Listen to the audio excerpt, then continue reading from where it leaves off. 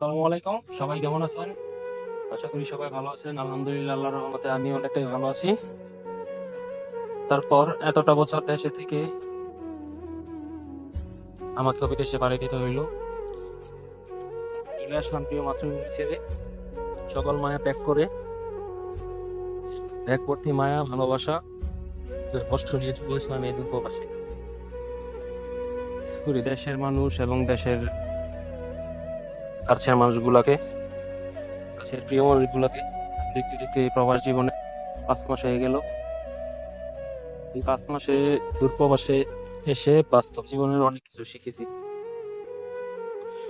যা হয়তোবা দেশে থাকলে কখনোই এরকম ভিন্ন অভিজ্ঞতা হতো না। দেশের মাটিতে অনেক মানুষের সাথে পরিচিত হয়, অনেক ভালোবাসা পেয়েছি, যা কখনো ভোলার মতো নয়। হয়তো অনেক কাছের মানুষ ভোলা কষ্ট পেতে পারে, আমি তাদেরকে না বলে চলে আসছি, কিন্তু কিছু করার ছিল না। কপালে ছিল এইটা, কাউকে না বলে চলে আসা। আপনাদের থেকে বিদায় নেওয়ার সুযোগটা হয় নাই। কেউ মনে কষ্ট নেবেন না, সবাই আমার জন্য দোয়া করবেন। আমার শ্রদ্ধেয় বড় ভাই এবং বড় বোন, আত্মীয়, বন্ধু বান্ধব, আত্মীয় স্বজন যারাই আছেন না কেন, যদি কখনো ভুল করে থাকি, কোনো অন্যায় করে থাকি, আমাকে মাফ করে দিবেন।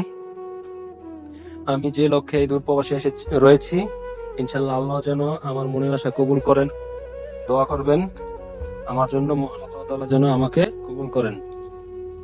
ভালো থাকেন, নিজেদের খেয়াল রাখেন। আল্লাহ পাক যদি কখনো চান, তাহলে আবার দেখা হবে কোনোদিন ইনশাল্লাহ।